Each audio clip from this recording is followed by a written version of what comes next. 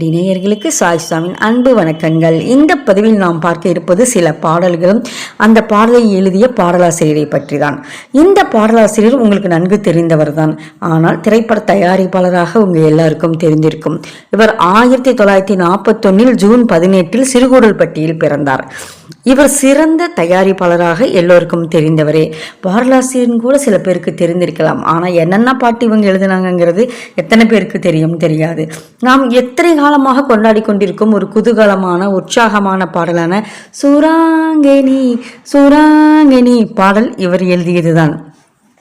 பழைய பாடல்களில் நிறைய பாடல்கள் நம்ம ஒரு புது மணப்பெண் ஒரு மாமியார் வீட்டுக்குள்ளே வரும் பொழுது பாடுகின்ற பாடலான மணமகளே மருமகளே வா வா, அந்த பாட்டும் இவர் எழுதியது தான். எம்ஜிஆர் அவர்களின் திரைப்படங்களில் கலங்கரை விளக்கம் மிக சிறந்த படம். அந்த படத்தில் ஒரு பாட்டு வரும், பொன்னிலில் பூத்தது புதுவானில். மிக அழகான பாடல். அந்த பாடல் கூட இவருடைய லிஸ்டில் தான் இருக்குது. ஆயிரம் மலர்களே மற்றும் பேசக்கூடாது, அடடா. அதுக்கப்புறம் முத்தமிழ் கவியே வருக, இதெல்லாம் கூட இவர் எழுதினது தாங்க. பெண்ணின் மன உணர்வுகளை மிக அழகாக காட்டும் பாடல் நான் நிறைய முறை சொல்லியிருக்கேன். அப்படிப்பட்ட பாடலான அடி பெண்ணே பொன்னூஞ்சலாடிடும் இளமை, அந்த பாட்டு கூட இவர் எழுதினது தான். அந்த காலத்தில் கிராமத்து திருவிழாக்கள் மட்டுமல்ல, ஒரு வீட்டில் சின்ன விசேஷம்னா கூட உங்களுக்கு ஸ்பீக்கர் வச்சு நிறைய பாட்டு போடுவாங்க இல்லையா? அப்படி போடும்பொழுது இந்த பாட்டு பாடாமல் இருக்கவே இருக்காது. மச்சான பார்த்தீங்களா, அந்த பாட்டு, அதெல்லாம் கூட இவர் எழுதியதுதான். எந்த பூவிலும் வாசம் உண்டு, மிக அழகான மெலடி சாங் இல்லையா?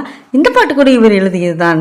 அது மட்டுமல்ல, தத்துவ பாடல் நாம் கொண்டாடி கொண்டிருக்கும் அண்ணன் என்ன தம்பி என்ன, அந்த பாடல் மற்றும் ராஜா என்பார் மந்திரி என்பார், இந்த பாடல், இப்படி நிறைய பாடல்கள் இவர் எழுதியதான்.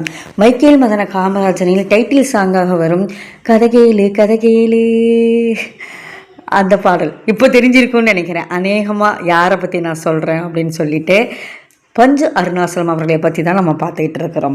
பஞ்சு அருணாசலம் அவர்கள் சிறுகூடல்பட்டியில் பிறந்தவர். 1941 பிறந்தார். 2016 மறைந்து விட்டார். அவர் எழுதிய திரைப்பட பாடல்கள் நிறைய, அவர் எல்லா ஜோனர்லையும் எழுதியிருக்கிறாரு. நிறைய பாட்டை நம்ம கொண்டாடி இருக்கிறோம். அதில் சில பாடல்களை மட்டும் நான் தொட்டு காட்டியிருக்கிறேன். இதெல்லாம் பஞ்சு அருணாசலம் அவர்கள் எழுதிய பாடல்களா அப்படின்னு எத்தனை பேருக்கு தெரியும்னு எனக்கு தெரியல. இன்றைக்கு நம்ம இந்த பதிவில் அவர் எழுதிய ஹிட் சாங்ஸ் நம்ம பார்த்துருக்கிறோம். மற்றும் நீங்கள் ரசித்த ஹிட் சாங்ஸை பற்றி கமெண்ட் பாக்ஸில் சொல்லுங்கள். பாய்.